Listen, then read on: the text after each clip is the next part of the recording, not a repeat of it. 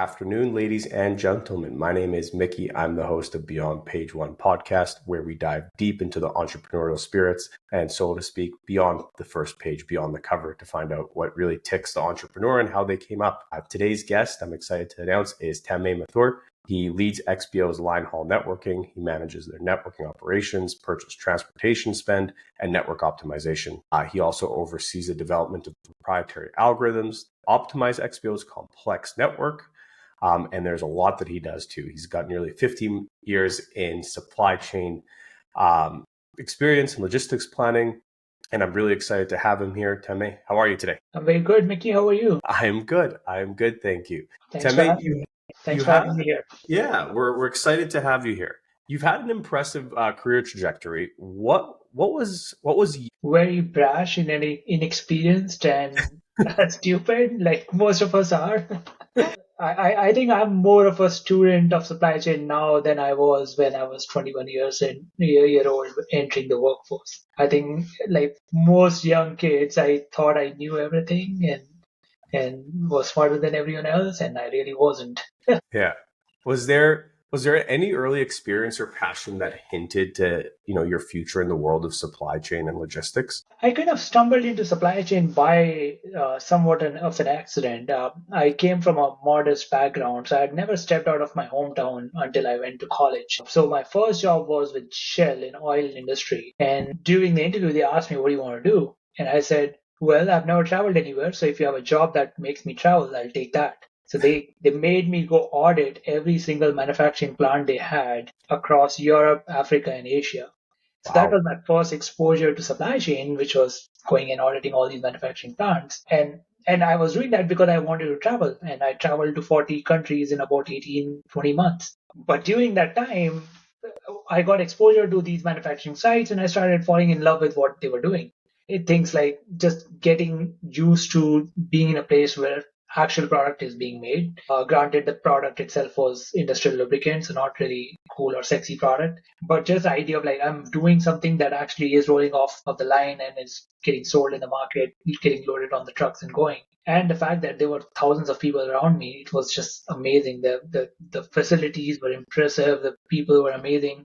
And I did a bunch of different roles after that in brand management and private equity and stuff like that. But I kept going to the fact that I loved working in a manufacturing environment with hundreds and thousands of people. That was my early introduction just by accident, and I fell in love with that. So with the Amazon, it has a renowned complex supply chain. So how did you manage to scale the complexity in designing and managing such a vast transportation network with Amazon? I think some of it sort of happened organically. We started realizing that the supply chain we had wasn't really enough for the needs for the customer. So things like we were in the beginning, were delivering on a promise of 2 to 5 day delivery. Then over time, it became Prime 2-day delivery, and then it became Prime 1-day delivery. I was part of that experience. And we realized that customers, I think Jeff Bezos said it, are eternally unsatisfied. So customers wanted more. So not only they want next day delivery, they want same day delivery, they want overnight delivery. So I think the supply chain sort of had to adapt to sort of cater to that, which means the logistics network had to adapt, which means the way you store inventory has to adapt. Meaning you can't store everything in just one warehouse in Arizona and expect to deliver it next day or same day. You need to start storing it in different warehouses around the country. Same way, logistics had to change that you can pick up product today and deliver it tonight rather than picking up today and delivering it in 2 days. So I think that changed. And I think the biggest change that is now happening is just a giant globalization. So not that it wasn't global in past. I think the product was still being made in Asia and being transported. But now there are companies like Shein and Temu that have come in where you can order the product that hasn't actually been made yet. And they have the prototype, and once you order, they'll make it and then they'll ship it. So not only we went into micro fulfillment to get it by tomorrow or get it by today from the warehouse in your own city, but we're also going to at a macro scale or global scale where you can order stuff that hasn't been made yet, which will be made once you order and shipped in 2 weeks and get it to your doorstep. So a different version of just in time that has evolved. So a whole bunch of things have changed in e-commerce and logistics over the last 15 years. Yeah, it's crazy how quickly it evolved. It's Yeah, how yeah. quickly it's still evolving, right? Like, we can have we can have another conversation in a year from now and it might be completely different. It absolutely will be. I don't think in 3 or 4 years ago we were talking about ultra fast delivery as much as we are talking today. There were companies like Copuff and these companies have come in, which are now delivering in 30 minutes. Now there's a different challenge of how to make it profitable, but at least we have consumers who want that. That I don't want to go to Walmart and drive to Walmart and pick it up. I can order on Copuff and get it in 30 minutes. Whether it's profitable for them is a different question and a different challenge, but at least consumers want it and it's getting faster and faster. Yeah, 100%. What leadership principles have guided you throughout your career, and how have they evolved over time? I don't think there's any single leadership principle that has been the same throughout my career, but I think I've landed on two big ones in the last, like sort of my experience has culminated into two big ones for me. One is find the right people and hire the right people to do the job. That is probably 50% or if not more of my job in the last 4 or 5 years. Because if you have the right team, everything else becomes a lot easier, not just in terms of capability, skill set, but also culture fit. It's a lot easier to deal with hard problems when you like your colleagues and when you have a champion team. There's Yeah, a saying, A players hire A plus players and B players hire C players. So you always want people who are better than you, more capable than you, smarter than you, and they will do things that you can do, especially at global scale or even scale of North America. You can't do everything yourself. So you need people who can do things better than you and who can do things that you haven't really thought about. Otherwise, you'll always constrain your team to what you can think, which I don't think is a great winning strategy. And the other one is sort of care about customers or put customer in your center of everything that you do. It's very easy, and I've been part of organizations where customers sort of become the back burner and it becomes internally focused and we start doing things that we think is valuable for us and we lose sight of what really matters to customer. And I think Amazon was really good at it.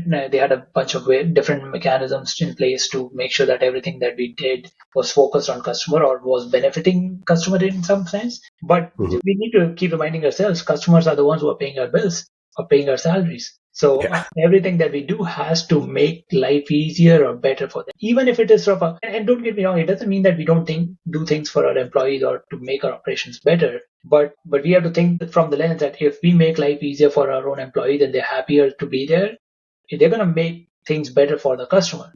So everything sort of leads to them. But I think those two are the biggest ones that have finally landed on in terms of principles of what that guide me. One is customer focus, and second is get the right people in your team in the right yeah, role.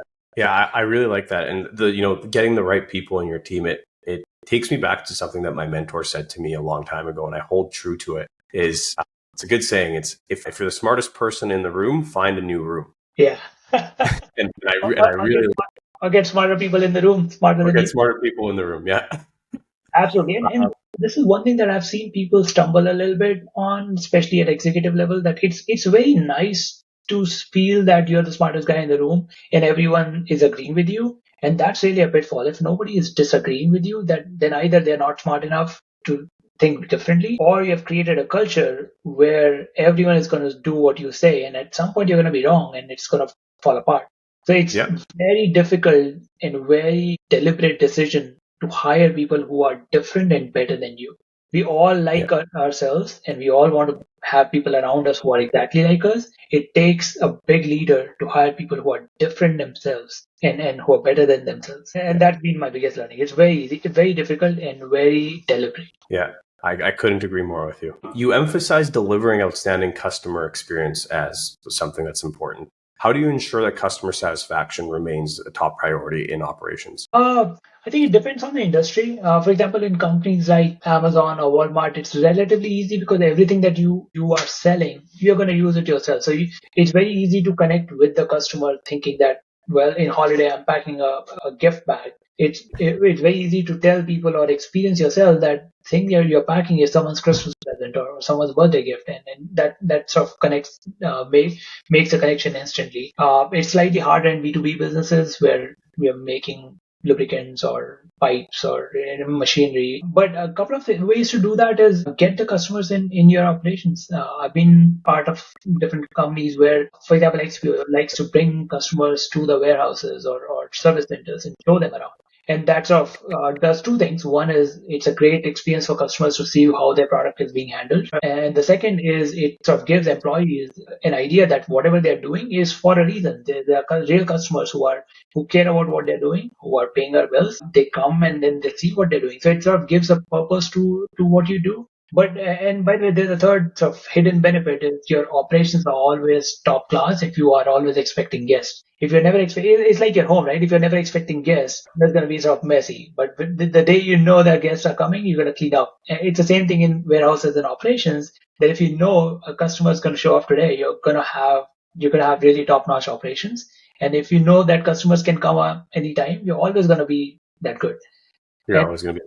Yeah, so it sort of is an internally focused benefit, but also for employees to connect with the customers. And the last thing is that most of us or most employees care about what their manager or their bosses care about. So if your boss or if my boss doesn't care about customers, it's unlikely that I'm going to care about it.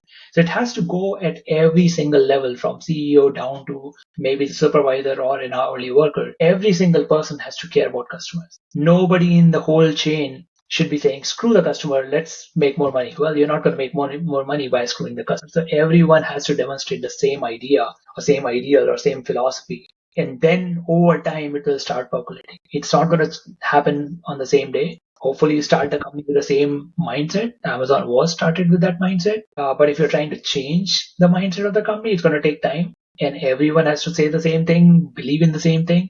And you have to do that over and over again till people start believing in it. If you change at some point, then it falls apart. Yeah. No, I couldn't agree more with you. That's awesome. You've obviously been very instrumental in building, high performing teams and driving operational excellence. Can you share some of your approaches without telling, all the trade secrets of your approach for talent acquisition? I think we talked about it a little bit in the earlier question, where you have to find people who are better than you. You have to identify what your weaknesses are, what your blind spots are, and start building the team. And that starts with your own direct, right? Your direct team has to be somewhat diversified in terms of their skill set, their talent, their thought process. You have to find those kind of people. Second, you have to trust them. Once you hire high performing individuals, you can bring them and micromanage them. Then the whole point of getting high performing people is more. So you have to trust them. You have to give them big challenges. Trust them to do the right thing. Their success is their own. Their failure is yours. So you have to make sure that they feel protected, that they can go and fail, and you're going to be okay with that, or you're going to protect them. You're not going to fire them at the first mistake they make. It's important to learn from the mistakes. So make sure that you find people who are willing to learn from the mistakes instead of just making the same mistake over and over again. That's sort of a red flag. But hire the right people, find for the right job, right? The job fit has to be important. Trust them to do the right thing. Give them big challenges and reward them when they succeed. You have to be willing to pay them if that's what different people get motivated by different things, right? Some people just care about doing fantastic jobs. Some people care about career progression and stuff like that. So you have to be ready to reward them. Otherwise, what is it in it for them? So that is one. And then second, be involved in hiring decisions at different levels, right? So there have been times where I've hired, I think in one of my jobs in Amazon, I started a team with 20 people and built it to about 80. So we, over the course of time, we added 60. We actually hired 100 and then we lost some, and so there was some attrition. So net, we hired 60 more. And I interviewed every one of them. And my directs also interviewed them, but I wanted to make sure that when we are building the team, I wanted to build the right culture. And that time investment in interviewing every one of them was worth, because we were able to find the right people. We were able to identify the people who we wanted to keep. Obviously, some of them didn't work out. That's fine. But it seemed from outside, it might seem like a waste of time of hiring everyone, interviewing everyone. But it's worth the investment because it's your own, treat it as your own business. And when you're involved with hiring at every level, obviously when you're managing very, very large teams, you can't interview everyone. But in that process of interviewing some people, you're gonna at least be able to an understanding with your own team on what kind of team we are building. what kind of people we want to bring in, and hopefully that will percolate over and over as they continue to hire more people. It's hard, but I think the job of a leader, especially a big supply chain leader, 70% of that job is to find the right people and make sure that they're in the right roles. Everything else becomes very easy. If you don't have the right leader, then your 30% of your job is going to take up 100% of your time. But if you do that 70% of the job right, which is getting the right people in the door, everything else becomes very easy. Then they're going to do things that you didn't even think of. And then life is going to be cool. Yeah, that's a really good point.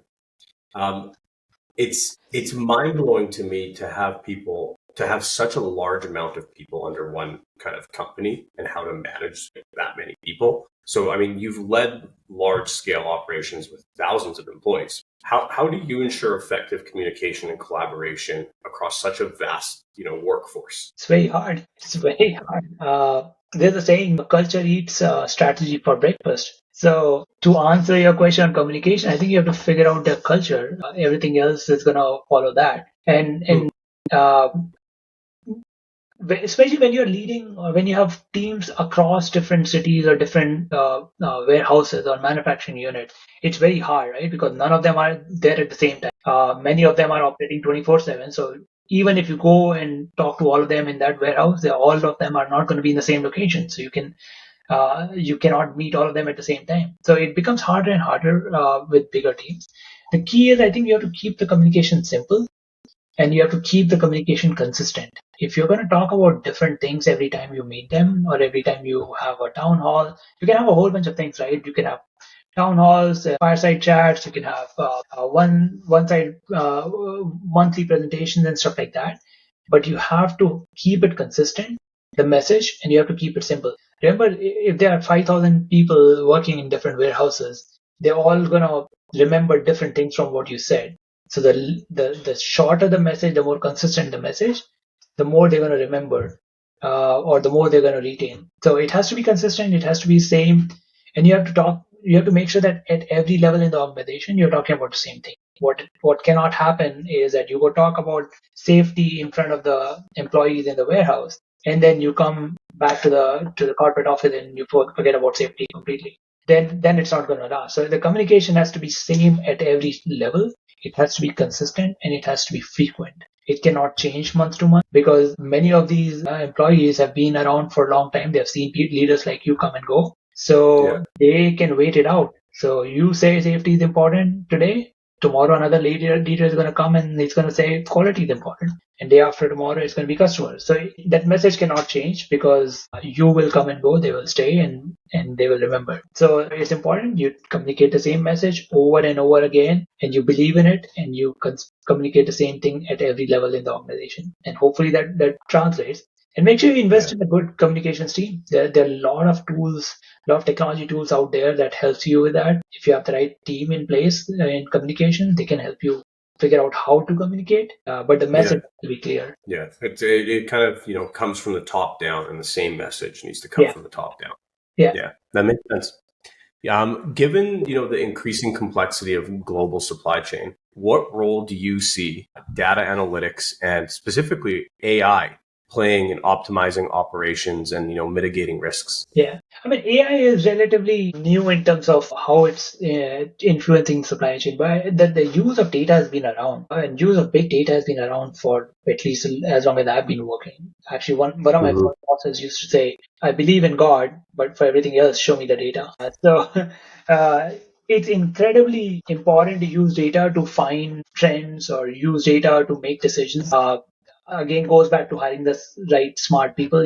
The people who are incredibly talented in crunching numbers and figuring out better decisions to make, automating decisions, especially in supply chain when you're trying to figure out how much to order, what to order. That can't be done manually anymore. The thousands and thousands of things that are being sold in different packs and varieties. You have to use data and at large enough scale that you can do that on Excel manually. So it's an era of big data. So you need people who can sort of find trends and automate processes of buying and decision making. Obviously, you need to audit it and then sort of make sure that data is still telling you the right thing, pointing you in the right direction. But I think it all comes down to data, especially if you're managing large businesses. But the auditing part is important. A good example is, I think, during COVID, there were some companies, including Amazon, where the sales went through the roof because everyone was sitting at home and ordering online rather than being able to go out and buy things. And that sort of drove the sales above historical levels. And the ordering system sort of caught on to that and continued to order at high quantities, assuming that that trend is going to continue. But obviously,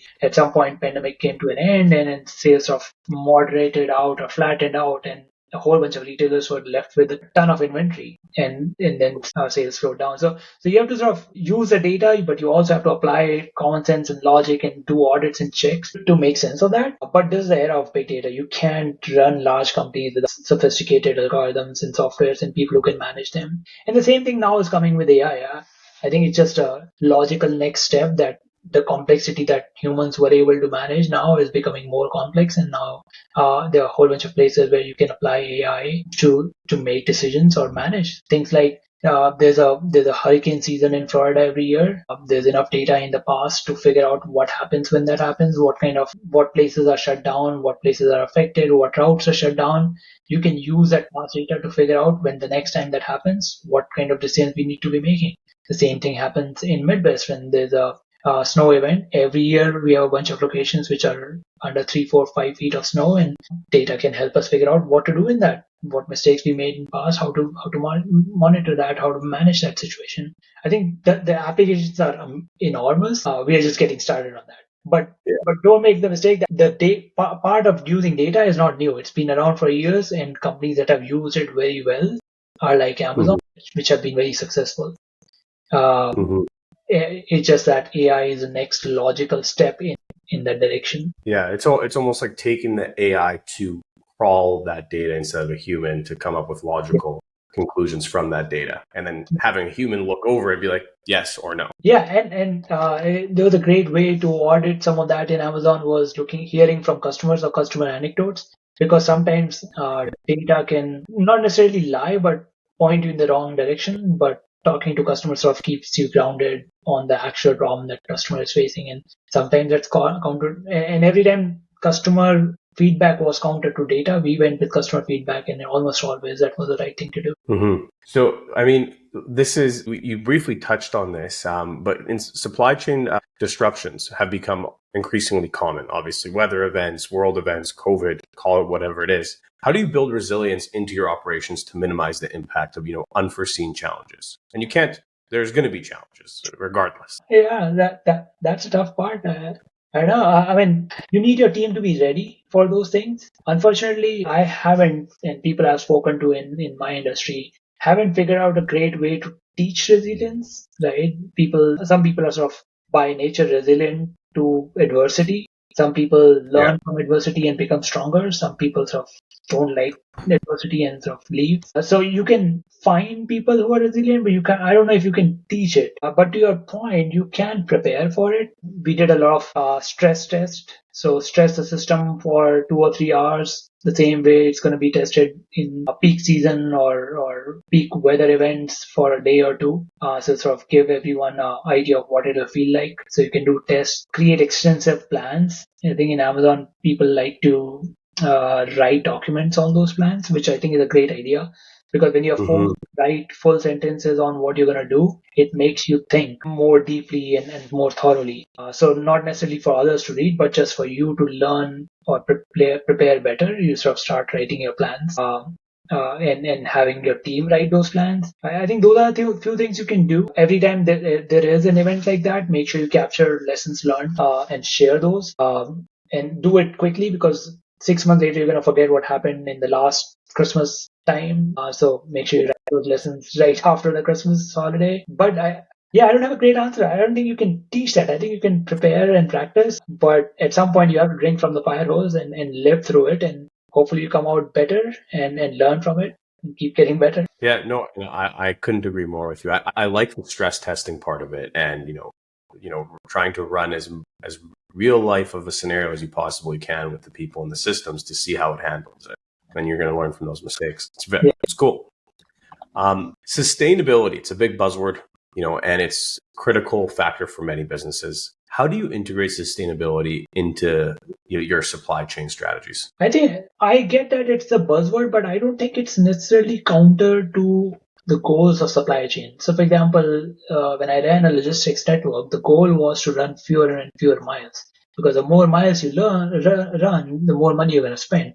So the goal of sustainability is to reduce carbon footprint in that sense. In that instance, it means you want to run fewer miles in the most energy efficient vehicle, which is the same goal of a supply chain. You want to run the fewest miles, spend the least amount of money on energy. The biggest spend generally is fuel. So you want to have the most fuel efficient vehicle, which runs on the most efficient route. So in that sense, the goal of supply chain was the same as goal of sustainability. So I don't think we need to treat sustainability as an investment or as a buzzword or as something that we need to do differently. I think the goal is it does require at times an upfront investment, which pays over time, which I think not all companies are capable of making because companies have limited resources, but also at times companies are hesitant to make because sometimes either the technology isn't proven or the technology is too expensive.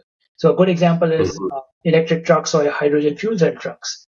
From a sustainability point of view, electric trucks are fantastic. From a supply chain point of view, the trucks haven't evolved to the point that I can run them for 500 miles without charging them for 12 hours.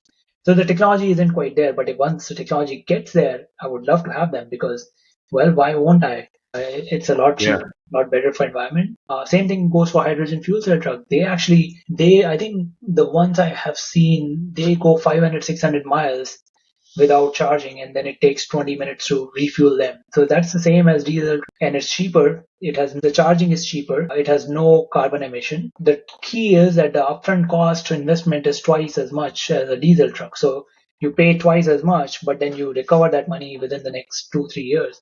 So it requires upfront investment, which requires some companies to flex.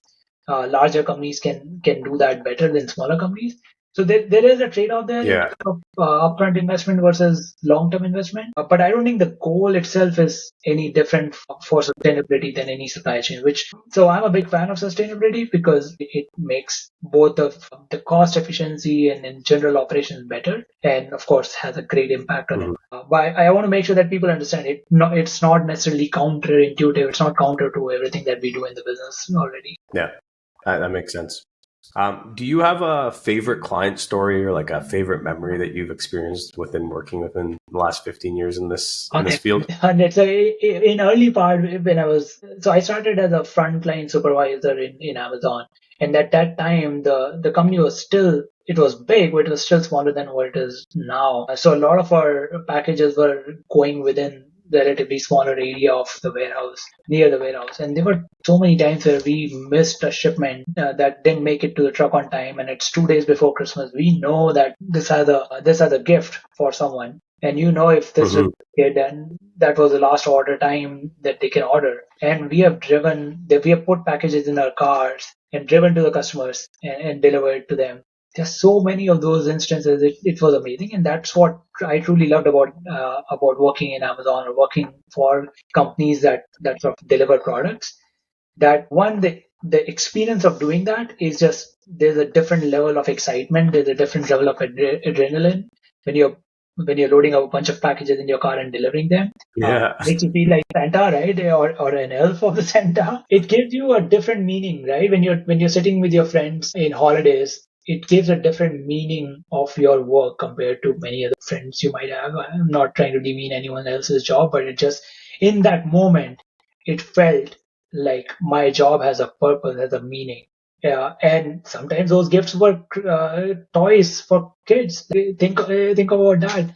You were literally delivering a Christmas present for a child, and that feeling will make everything that we did up to that point. And we were working 6-7 days, 16, 17, 18 hours a day, straight up to Christmas, from Thanksgiving to Christmas. And that feeling of take out all the effort that we put in and just made everything worth it. That's really cool. That's a great story.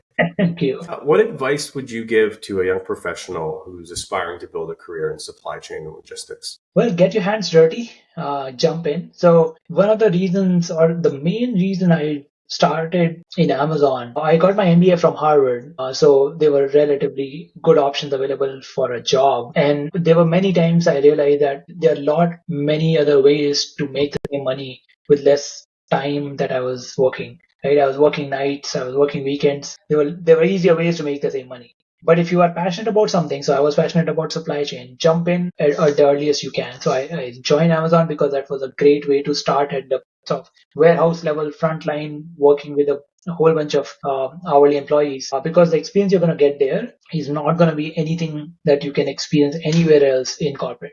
So while it's easy to sort of sit in the 23rd floor in Seattle and look at data and sort of make decisions, but remember, if you really want to be a big leader in supply chain, you have to go to the floor and do the job that the lowest level employee is doing, the most basic job. Learn that job, learn what the motivation of those people are, because you at some point you're going to lead them. And if you don't understand them, if you don't understand their motivations, you're not going to be able to lead them. So get your hands dirty. It's a very tough job. Do that job for a few years before you sort of jump into corporate roles and stuff like that. And if you look around, most leaders, many CEOs have come from that level. They've worked at that level. In fact, many CEOs, after becoming CEO, go back and experience that. I think the new CEO of Starbucks, he went and worked as a barista for 6 months in Starbucks. Right? So you may not come from that background, but if you have a chance, if you have a choice, go do that. Because the things you're going to learn there, nobody is going to be able to teach them. Nothing in Harvard prepared me for that experience. So that was a crash course in leadership that wasn't taught with a $200,000 tuition in 2 years. Yeah, no kidding.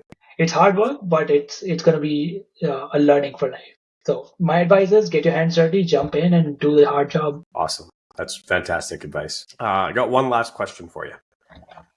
And it's a broad question, but where do you see the supply chain industry heading in let's say the next 5 to 10 years? That's a very hard question. I don't think many of us, including me, anticipated where supply chain is today, especially when the COVID came, right? The COVID sort of accelerated the growth of e-commerce and supply chain by 3-4 years in a matter of 1 or 2 years. I think it's hard to predict, but I do think that there are a few indicators. I think the fulfillment is going to get faster and faster. Customers are dissatisfied with the delivery experience, so the quality of delivery is going to get better. It's going to get faster, or it has to. Why would I want something in 2 days and I get it in one day? I think the challenge is going to be how to make it efficient, cost efficient, and sustainable. Right? So I think we'll see a lot of improvement in the way things are being delivered. Drones are just starting.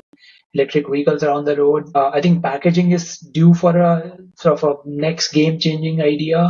We have seen a whole bunch of sustainable packaging material, but I think we haven't seen no packaging delivery kind of thing, right? Why waste time in packaging when you're going to package it and then deliver it to me in 2 hours, and then I'm going to open that packaging and throw it again? Why do all that? So I think there's something there. And the other thing is, I think the global part of supply chain is just starting. I think the one piece that a few companies like Flexport and Maersk are sort of attacking is how to pick up your stuff from China and deliver it to a warehouse or even to a customer without the multiple touch points that are there right now. So for example, right now you have to pick up the shipment from a factory in China, travel on the road, give it to the port, goes on the ship, gets it delivered in US, clear the customs, again triage, again go on the road and deliver it.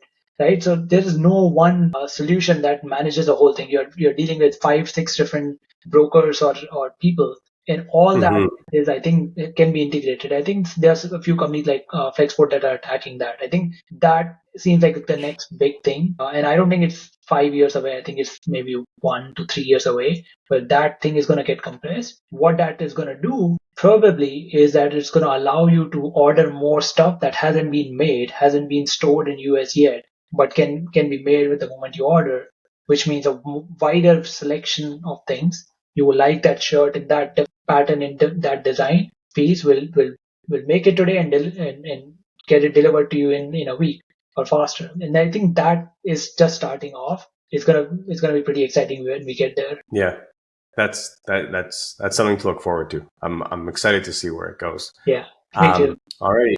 Well, thank you so much for your time, Tanmay. And to our listeners, we're going to link his LinkedIn and any of his social medias below. If If you have any questions, I'm sure he'd be happy to answer them. So reach out. Tanmay, I'm going to ask you to hang out for a second after I end the call. But again, thank you to our listeners and thank you to Tanmay today. I appreciate your time. Thank you, Mickey.